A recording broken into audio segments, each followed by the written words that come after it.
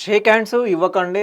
తెలంగాణ రాష్ట్రంలో రాబోయే 5 రోజుల పాటు భారీ వర్షాలు కురుస్తాయని వాతావరణ శాఖ హెచ్చరించిన నేపథ్యంలో వైద్య ఆరోగ్య శాఖ ప్రజల ఆరోగ్యాన్ని దృష్టిలో ఉంచుకొని కీలక సూచనలు జారీ చేసింది. వర్షాకాలంలో తలెత్తే ఆరోగ్య సమస్యలు కావచ్చు, ముఖ్యంగా అంటువ్యాధుల వ్యాప్తి నివారించడానికి తగిన జాగ్రత్తలు తీసుకోవాలని ప్రజలను కోరింది. ముఖ్యంగా సమీప ప్రాంతాల్లో నీరు నిల్వ ఉండకుండా తగిన జాగ్రత్తలు తీసుకోవాలని, తలుపులు కిటికీలను దోమలు రాకుండా తెరలతో కప్పివేయాలని సూచించింది.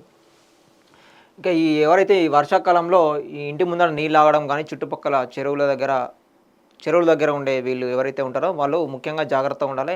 వాళ్ళు ఎవరైతే ఉన్నారో సమీప ప్రాంతాల నుంచి వచ్చే ఈ నీరు నిల్వ ఉన్న చోట దోమలు తయారవబడుతుంది. దోమలు గుడ్లు కూడా పెట్టడం జరుగుతుంది. కొత్త దోమలు తయారవుతాయి. అదేవిధంగా ఈ కిటికీలు ఏవైతే ఉన్నాయో, తలుపులు కిటికీలు రాకుండా దోమ తెరలు డోర్లకు కొట్టుకోవడం కావచ్చు, ఇట్లాంటి జాగ్రత్తలు తీసుకుంటే తప్పించి దోమల నుంచి మనం తప్పించుకోం. లేదంటే చుట్టుపక్కల నుంచి ఏవైతే ఉంటాయో డైరెక్ట్ అవి తిరిగి వచ్చేసి మళ్ళీ ఇండ్లలోకి రావడం జరుగుతుంది. ఈ ఫుడ్కి సంబంధించి ఏవైతే ఉన్నాయో ఫుడ్ మీద కూడా ఆడడం జరుగుతుంది. దాని ద్వారా మనకి తింటే ఆ ఫుడ్ బ్యాక్టీరియా ఏరి మనకు వైరల్ ఇన్ఫెక్షన్కి గురవడం, జలుబు రావడం, జ్వరం రావడం ఇట్లాంటివన్నీ జరుగుతూ ఉంటాయి. ముఖ్యంగా సెప్టిక్ ట్యాంక్ ఇతర నీటి నిల్వ ఉండే ప్రదేశాల్లో దోమలు సంతాన ఉత్పత్తి చేస్తాయని, ఆయా ప్రాంతాల్లో మెష్లను వాడి పరిశుభ్రంగా ఉంచాలని కోరింది. ఇప్పుడు ఎప్పుడైనా సెప్టిక్ ట్యాంకు ఇతర నీటి నిల్వ ఉండే ప్రదేశాల్లో, సెప్టిక్ ట్యాంక్ దగ్గర ఉండే ప్రదేశాలు ఉంటాయి కదా, దాని చుట్టుపక్కల నీళ్ళు ఏవైతే ఉంటాయో ముఖ్యంగా అక్కడ దోమలు గుడ్లు పెడతాయంట.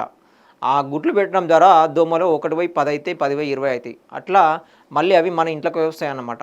సో అట్లా ఎవరైతే ఈ సెప్టిక్ ట్యాంకులు ఉన్న చోట్ల నీటి నిల్వ ఉండకుండా అక్కడ శుభ్రంగా నీటిని క్లీన్ చేసుకోవాలన్నమాట. అంటే నీళ్ళు నిల్వ ఉండకుండా చూసుకోవాలి.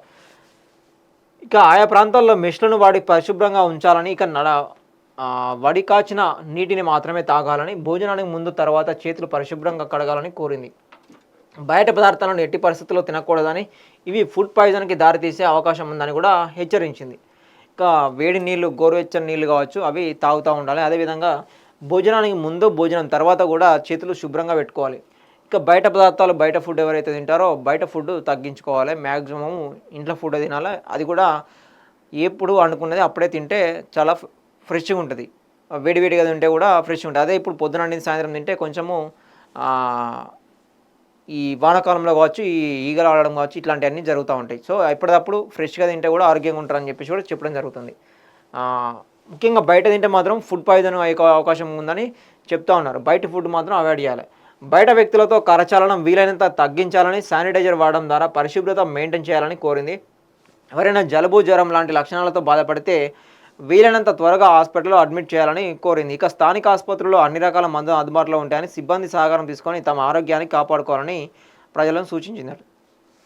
ఇక శానిటైజర్ వాడడం, ఇలా వీలైనంత కరచాలనం సెకండ్ ఎవరు ఎత్తించుకుంటారో దాన్ని తగ్గించి ఈ శానిటైజర్ ఉందిగా దాన్ని యూజ్ చేస్తూ ఉండాలి. ఎక్కడికైనా టాయిలెట్ పోయినా కానీ, బయటికి వెళ్ళినా కానీ, ఎక్కడైనా తిరిగినా కానీ ఫస్ట్ చేతులు శుభ్రం చేసుకోవాలి.